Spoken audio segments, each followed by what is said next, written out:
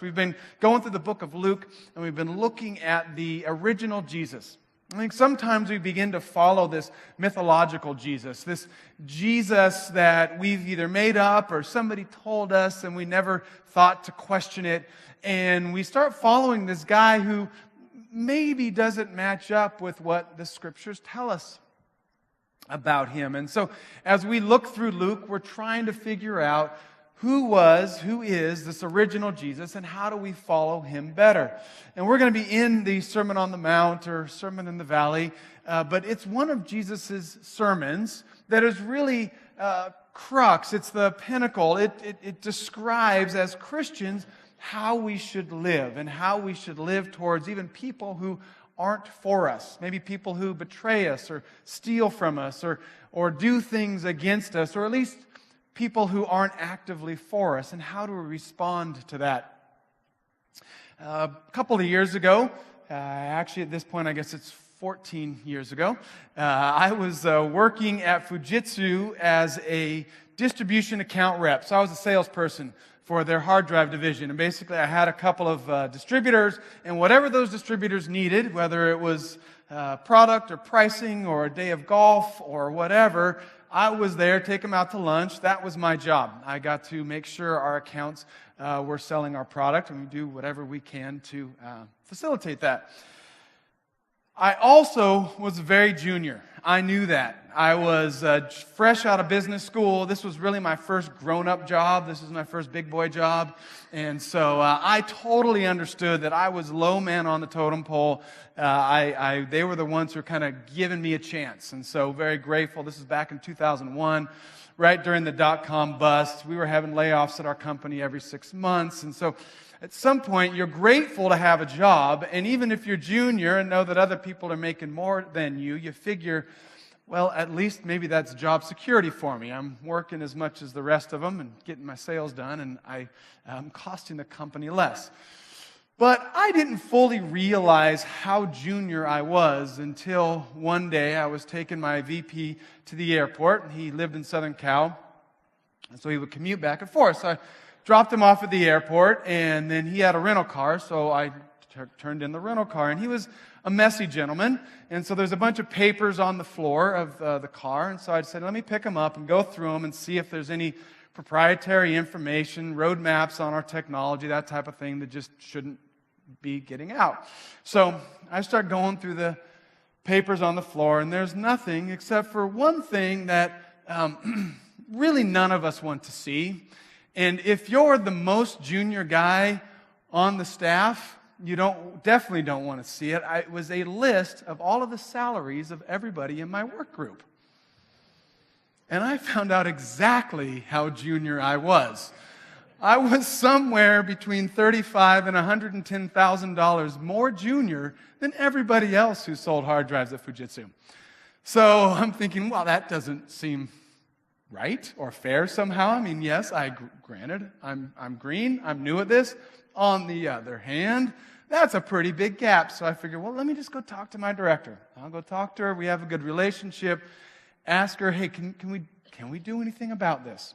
So I go to her, and the long story short is no. I can't do anything about it. You're going to take the pay you get. So you drive home, and you're like, I am going to show them. You know what I'm going to do? I'm going to quit. Yeah, that's what I'll do. I will quit, and Fujitsu will fold when this multi-billion-dollar company goes down. You also realize that, hey, there's not a lot of cars on the road right now, which means people aren't working. So you're not going to go out and find another job. And so you quickly back off of the vengeance, and then you have a decision to make. How are you going to act in your workplace? What are you going to do about it? How are you going to respond to this director, your boss, who you really think should be on your side, should be defending or maybe trying to get you a bit of a raise to make things more equitable, but they're not? How do you respond to that? How do you guys respond to that? What do you do when somebody should be on your side, but they're not? Maybe they're not actively against you, but they're not for you. Or Maybe they are. Maybe they are betraying you. Maybe they've stolen your work and taken credit for it. Maybe they've taken an account of yours. Maybe it's a child of yours who you've raised up and built into them, and all of a sudden they're going the opposite direction of everything that you taught them. How do you respond? How do you react? How do you live in that place where there's evil going on around you, and how do you address it? I know we all can speak what our flesh wants to do, how we would normally react. But Jesus has some direction for us, has some insight into how He would have us act. So go ahead and open your Bibles to Luke chapter 6. And we're going to be starting there this morning. And whenever we read scriptures which are challenging, convicting, extreme even, we're tempted to say, maybe Jesus didn't really mean for us to live this out this way. Maybe it's poetic. Maybe it's just a good idea. He wants us to be on that trajectory. It's something that we should aim for, but what are the chances that we could actually achieve this? And I think when we start from that place, we end up somewhere where we don't want to be. So I want to start today by saying, I think Jesus wants us to live this out exactly like He speaks it. This is not poetic. This is actually the way we want to live. And so let's dig into this and see, how do we live this out? Now, let me just give you the basic structure of these verses we're going to be reading. Jesus starts by giving us 4 commands, and then there's 4 examples, and then there's this guiding principle right in the middle that kind of informs everything. And then just in case you thought you were generous. And finally, what would drive someone to follow Jesus to this extreme? All right, so we're going to work through those 4 commands, 4 examples, a guiding principle, just in case you thought you were generous, and what would drive somebody to follow Jesus to that extreme. Okay, chapter 6, verses 27 and 28 are the 4 commands. We'll just read these here. Jesus says, "But to you who are listening, I say," first command, love your enemy. Second, do good to those who hate you. Third, bless those who curse you. Fourth, pray for those who mistreat you. And that's it. That's the lesson for today. So if somebody out there's got it all correct, you're welcome to go now. Because you got it nailed. That's all we got from Jesus. 4 commands. Love your enemies. Do good to those who hate you. Bless those who curse you. Pray for those who, some of your versions might say persecute, but mistreat you. Before we move on to the examples, the one I will throw out there, the last one that says pray for those who mistreat you. If there's somebody in your life who is harming you physically, emotionally, and so on, Jesus wants you to engage with them, but prayer can be a long-distance engagement, right? I don't have to be up in your face to pray for you. And so if there's somebody like that in your life who is harmful to you, I think what Jesus would say is, you got to pray for that person, but that doesn't mean you need to be around them all the time, okay? So just that little tidbit there. So let's go on to the 4 examples. How do we live this out? Jesus gives us 4 examples. The first is, if someone slaps you on one cheek, turn to them the other also. If someone takes your coat, do not withhold your shirt from them. Third is, give to everyone who asks you. And fourth, if anyone takes what belongs to you, do not demand it back. Okay. If someone slaps you on one cheek, turn to them the other. We've heard this one before. What does this one mean? What is this about? Well, let's be clear. A slap is not a death blow, right? It's an insult. If somebody were to slap you on the face, you might get a little redness on your cheek. If you had an amazing beard like this, you probably wouldn't see the redness because it'd be covered with hair. And your feelings would be hurt. Why did this person slap me? Why did this person hurt me? And what does Jesus say to do when somebody slaps you? It's to say, please, may I have another? Okay? That is Jesus' response to an insult. How does this work itself out? Why does He tell us to do this?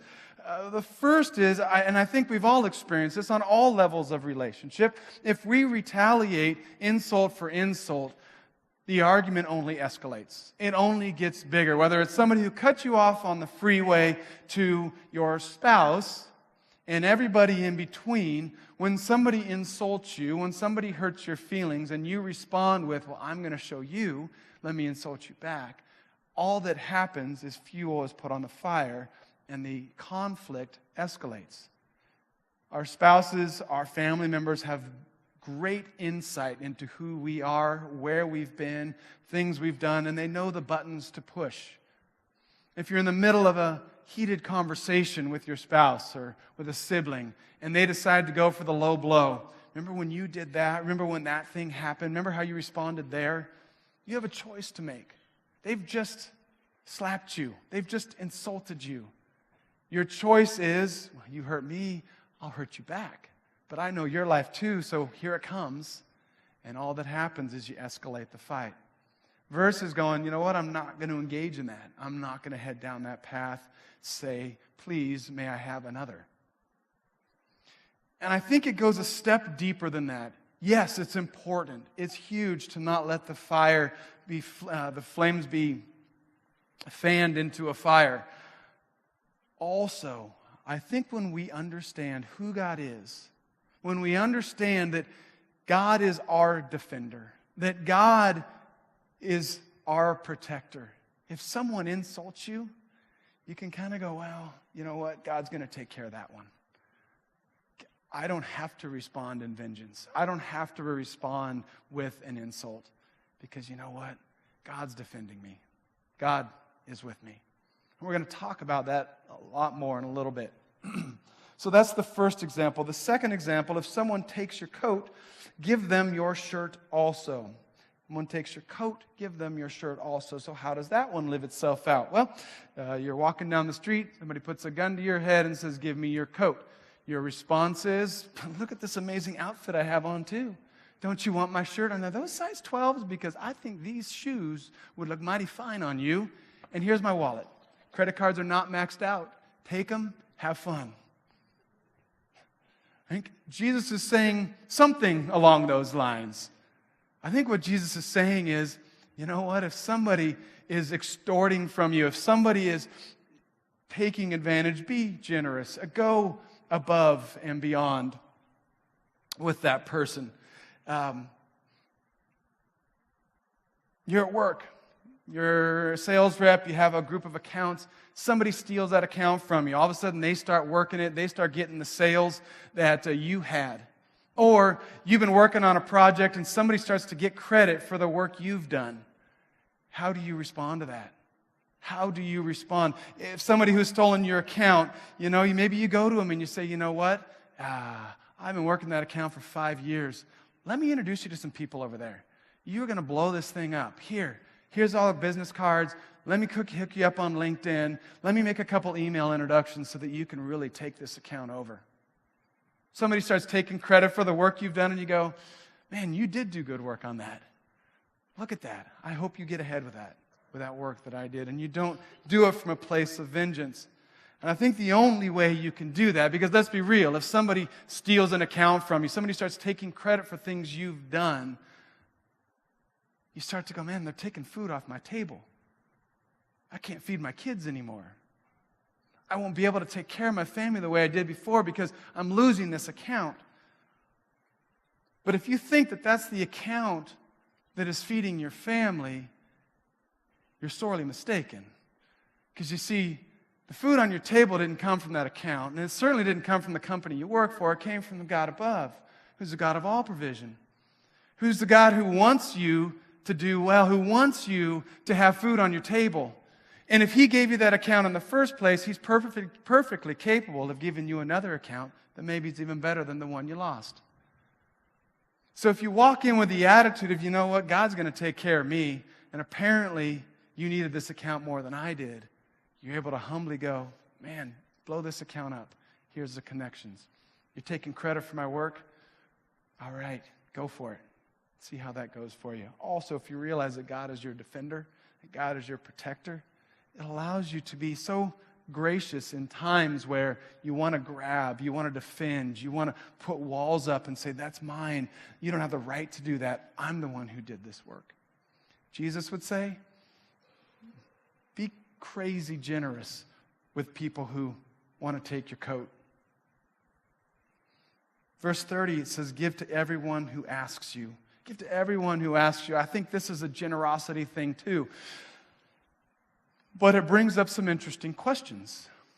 So what do we do with the person at the stoplight with the sign asking you for money? What do we do for the family member, the friend, the coworker who you know is an addict, and they say, hey, I need $50. Can you give me $50? You know right where it's going. There's no doubt, no matter what they tell you it's going for. How do you respond? Does that mean that now you better have piles of singles or fives or quarters to give to every person on the street corner or on the street or at the stoplight who asks you? What I know is God has given each of us a tremendous amount of wisdom. He's given you great insight. He's given you great abilities. And so when you see the homeless person, maybe God does put it on your heart. You know what? I am going to give them $5. I'm going to give them $20. I'm going to be super generous. But maybe God puts it on your heart to say, you know what? For every person I see ask me for money, I'm going to give $20 to a homeless shelter. I'm going to give money to a place where I know these people can get out of the cycle of homelessness or poverty that they're in. And so your generosity is huge, but maybe you're putting it in a way that actually is helping the solution. For the addict, you say, you know what, I'm not giving you $50, but you know what I'm going to do? I'm going to put $500 into a savings account so that when you're ready for rehab, it'll be waiting for you. When you're ready to get better, I'll come alongside and help you get better. But today, I can't give you $50. And let's be honest, if we call this one all the way out to the end of where it would go, some of us would be here naked and homeless today, right? Somebody comes up to you and says, I like your outfit. Can I have those clothes that you're wearing? Well, Jesus said to give to those who ask. So certainly, can I keep my t-shirt and chonies? Nope, I want those too. All right, well, here you go. And off we go. Oh, and your house too. Can I have the keys to your house, please? So I think if we take this one out to the extremes, Jesus is saying, you know what, be generous.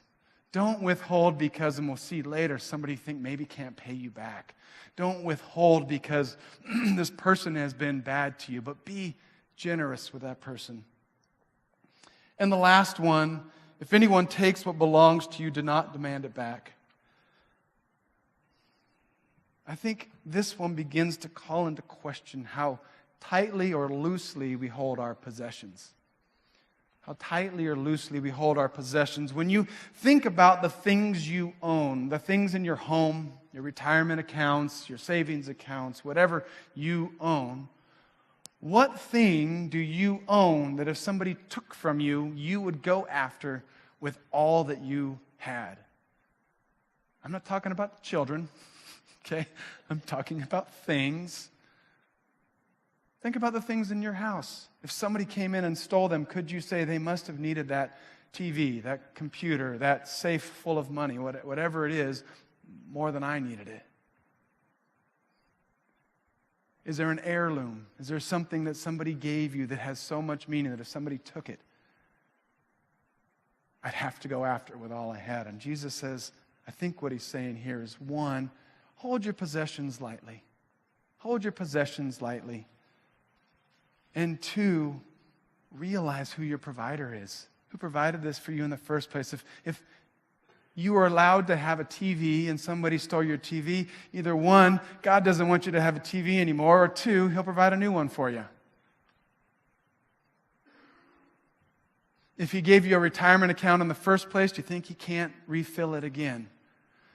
So I think what he's saying is, one, be generous. Two, hold your possessions loosely. If in the end of the day, God is the providing God, he's going to take care of you.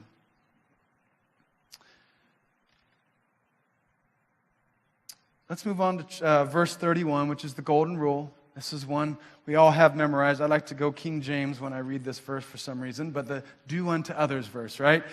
Do to others as you would have them do to you. 6:31, do unto others. So this is right in the center. This is the high point. This is, if we do this, all the rest falls into place.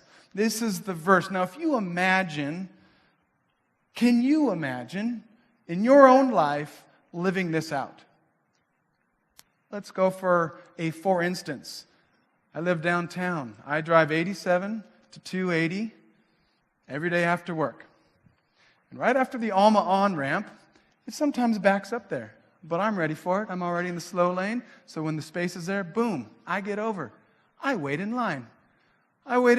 Just going slowly along to get onto 280. But then there's that person who didn't get in line back when I did and is speeding forward, and they too want to get onto 280 heading south.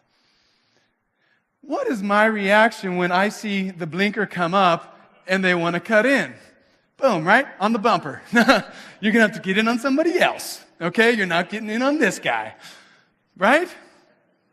Now let's flip that around. When you got to the Alma on-ramp, it was already backing up. You were not in place. You do this all the time. You know the routine. You've been there, but you missed your chance. And all of a sudden, you're the guy at 87 and 280 flipping on the blinker and wanting to get in. Now what do you want to receive? Do you want to receive the bumper dude? Or do you want to receive, let me give you a little space. I don't know why you didn't wait in line. I don't know why you're not following the rules like I did. But I will give you grace. How about that person, that family member, that coworker, that spouse, that child who is tired and hungry and grumpy? Maybe they're going through a difficult time in their life and their ability to control their tongue has declined. And so they're mean, they're rude, they say things that aren't nice. How do you respond to that? Now let's flip that around. You're tired, you're grumpy, you're going through a hard time. You're challenged of controlling your tongue because of your mood and where you're at. What kind of grace do you want to receive when you're a little extra grumpy or short with your family, with your coworker? You want all the grace in the world, right? To go, hey, I understand honey, you're hungry. Why don't we go get a bite to eat? Honey, I know it's been a long day. Let's just, let's not get into this right now. That's what we want to receive. But what do we give back when people are grumpy to us? When we get a little more attitude than we think we should be getting? You see, I think if we live this out, truly live this out in a way that this is how I would like somebody to treat me, whether or not they thank you for letting you in. Okay, please thank people if they let you in, all right? Let's be kind to people around us. That's the wave in the back window. Thanks. I know I was a jack, okay? Please and thank you. Whether or not they're thankful, whether or not they're appreciative, whether or not they care, we act out the way we would want to be treated. Man, our own lives would be amazing if we lived this out, let alone the ripple effect that could have on our communities around us. So Jesus puts that right in the middle, and then he moves on to, just in case you thought you were generous. If you love those who love you, what credit is that to you? This is verse 32, chapter 6, verse 32. If you love those who love you, what credit is that to you? Even sinners love those who love them. If you do good to those who are good to you, what credit is that to you? Even sinners do that.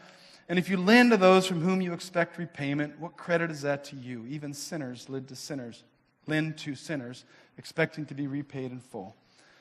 Basically, Jesus says, look, if you're sitting here today and you think you got it all right, if you think that you're doing this perfectly already, if I haven't convinced you otherwise, and you're just acting this way towards people who are good to you, appreciative of you, who love you, who are close to you, everybody does that.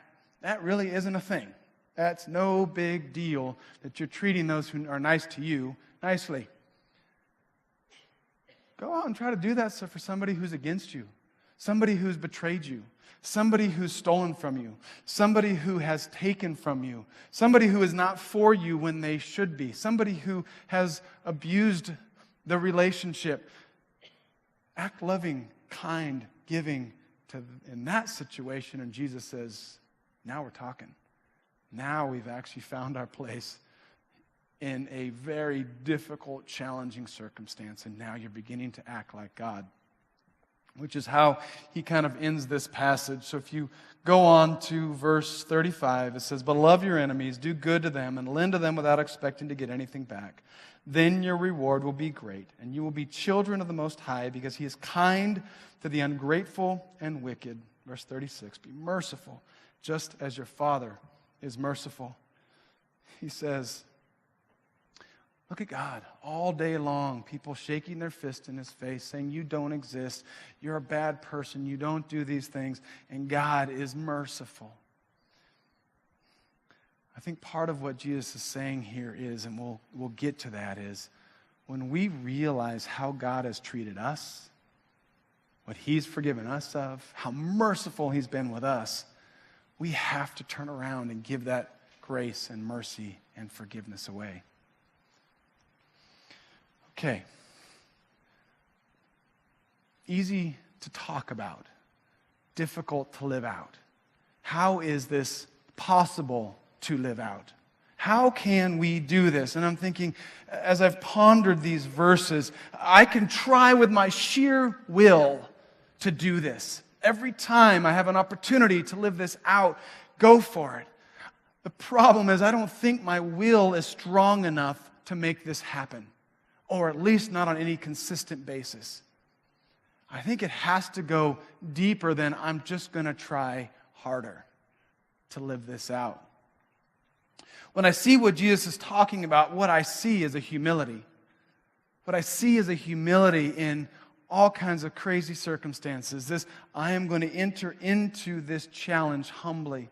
I'm not going to use my authority to overwhelm. I am not going to put myself above somebody else. I'm going to humbly address the evil, the difficulty, the challenge, the way I'm being treated. I'm going to come into this from this place of humility, understanding that I've been forgiven, understanding who I am in God.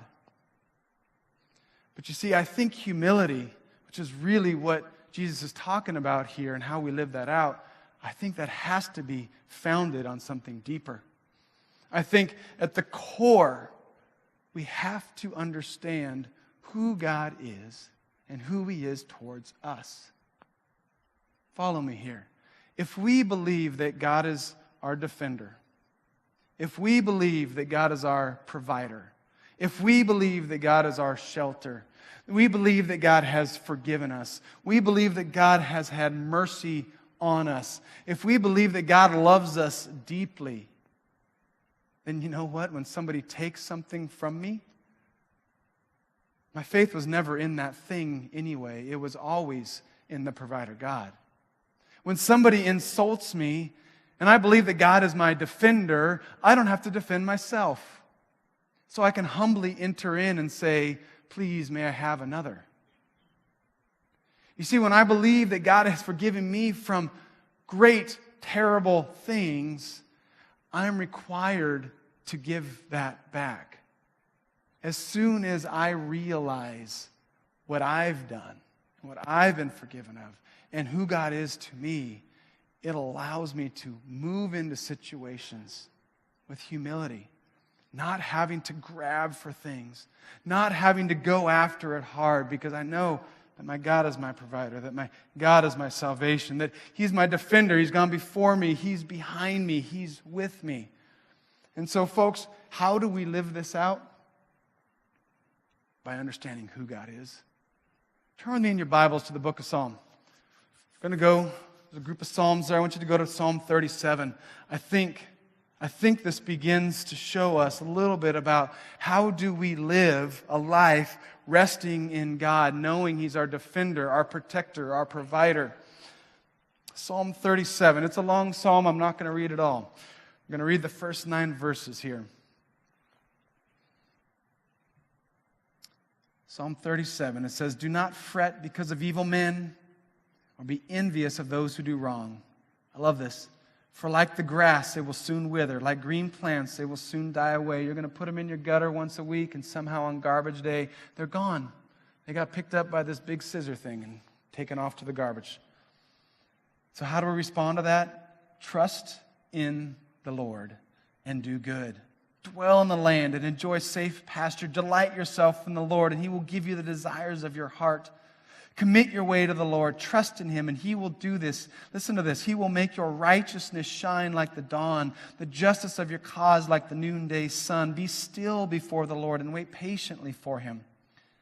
Do not fret when men succeed in their ways, when they carry out their wicked schemes. Refrain from anger and turn from wrath. Do not fret. It leads only to evil.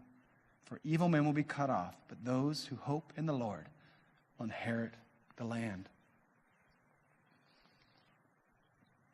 So how do we live with this God when there's evil around us, when there's people who have betrayed you, there's people who are not for you, there's people who've stolen things from you, there's people who are either actively out to get you, or at least they don't act in your best interest? If we're sitting in this place of, I'm going to trust the Lord, I am going to do good, I am going to delight in the Lord, I'm going to commit my ways and trust in Him, because why? He's going to make your righteousness shine like the dawn, the justice of your cause like the noonday sun. He's going to defend you. He's going to make you shine. He's going to get you ahead. Be still before the Lord and wait patiently. I love how it ends. Don't fret. Don't be anxious. Don't worry. Don't get caught up in grabbing and going after and defending yourself.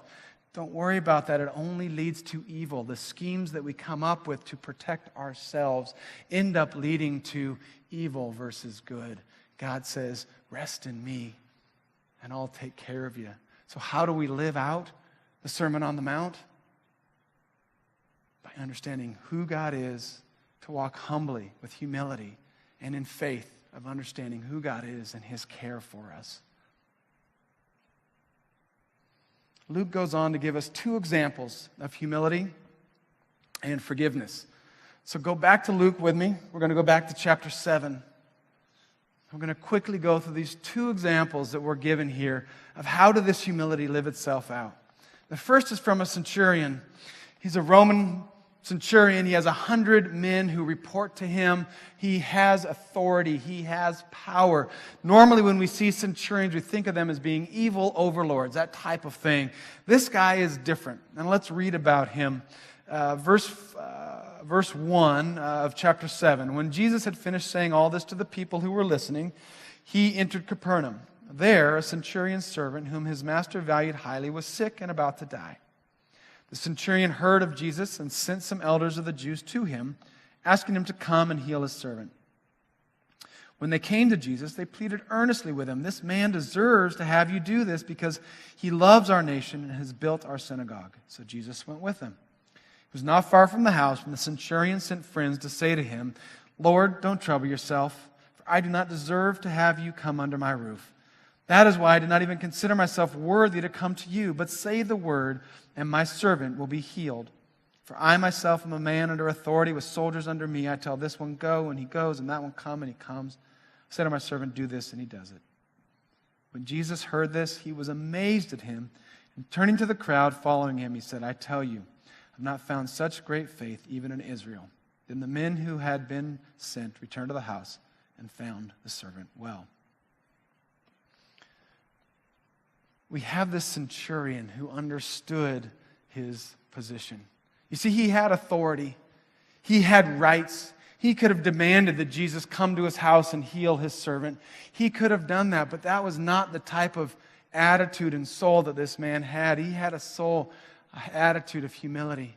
To say, "Lord Jesus, you don't even I don't deserve to have you in my house. Don't even come here. You say the word and I know it's done. So don't bother yourself any longer." You see, he understood who Jesus was, the power, the position of Jesus, and said humbly, "I submit to you. Whatever you think is best, I do." I don't know what title is on your business card. I don't know what authority you've been given, how many people work for you or don't work for you. I don't know your status, but I think what this story tells us is don't use your status to get over, to get ahead, to take advantage, but rather, even if God is giving you a great title on a business card, to walk humbly, to have humility, to realize that even you with the title, You've been forgiven much. You've done much bad. On this earth, in this life, you too have stolen and cheated and betrayed and talked bad about and been against. And if you haven't done that to another human being, you've surely done it to God. And the moment we understand that we're not perfect, we don't have it all together, it allows us to sit in this place of humility to say, but God still loves me, even though I've done that. And now we can start to respond to others and say, I'm going to forgive you because you've done the same things I've done. It's a little bit, maybe different nuance, but at the end of the day, we're all rowing the same boat here. There's one more story. Go to the end of that chapter. 36 to 50. We're going to see the contrast between a Pharisee who thinks he's got it together and a person, a lady, who knows that she doesn't. So, chapter 7, verse 36 to 50. When one of the Pharisees invited Jesus to have dinner with him, he went to the Pharisee's house and reclined at the table. A woman in that town who had lived a sinful life learned that Jesus was eating at the Pharisee's house. So he came there with an alabaster jar of perfume. As she stood behind him at his feet weeping, she began to wet his feet with her tears. Then she wiped them with her hair, kissed them, and poured perfume on them. When the Pharisee who had invited him saw this, he said to himself, if this man were a prophet, he would know who is touching him and what kind of woman she is, that she is a sinner. Jesus answered him, Simon, this is the Pharisee, Simon, I have something to tell you. Tell me, teacher, he said. 2 people owed money to a certain moneylender. One owed him 500 denarii and the other 50. Neither of them had the money to pay him back, so he forgave the debts of both. Which one of them will love him more? Simon replied, I suppose the one who had the bigger debt forgiven. You have judged correctly, Jesus said. Then he turned toward the woman and said to Simon, do you see this woman? I came into your house. You did not give me any water for my feet, but she wet my feet with her tears and wiped them with her hair. You did not give me a kiss, but this woman from the time I entered has not stopped kissing my feet. You did not put oil on my head, but she has poured perfume on my feet. Therefore, I tell you, her many sins have been forgiven, as her great love has shown. But whoever has been forgiven little loves little. Then Jesus said to her, your sins are forgiven. The other guests began to say among themselves, who is this who even forgives sin? Jesus said to the woman, your faith has saved you. Go in peace. So we have 2 people here. We have a Pharisee who thinks he's got it all together. Simon doesn't think he sins. Simon thinks he doesn't need forgiveness. And it's caused him to look down upon other people to the point where this woman comes in and touches Jesus and he says, oh my goodness, why would he even let her touch him? Which is why it says, he who's been forgiven little loves little. You see, Simon doesn't realize his need for forgiveness, whereas this woman fully understood where she was coming from. She knew her life, she knew where she'd been and what she'd done, and that Jesus was forgiving her. To the point where she couldn't even look in his eyes. You notice that everything she did was at Jesus' feet. The weeping, the wiping, the perfume, the kissing, all of that. She said, Lord, I don't deserve to be in your presence. I humbly come before you. And you see, I think this story tells us how we live out the Sermon on the Mount. If we live like Simon and think, my stuff's together, I don't need this forgiveness thing, we can't be kind to our enemies. We can't be kind to those who insult us. We can't be kind to those who are against us. But when we realize what we've done, what we've been forgiven of, the mercy God has for us, then we can appreciate it. Then we can have the humility to go, God, you are my provider. God, you care for me. God, you're my rescuer. And thank you for forgiving me. So how do we live out the Sermon on the Mount? I think it's understanding who God is and who we are in him. And that should draw up in us a humility that allows us to live out these difficult things that Jesus asks us to do.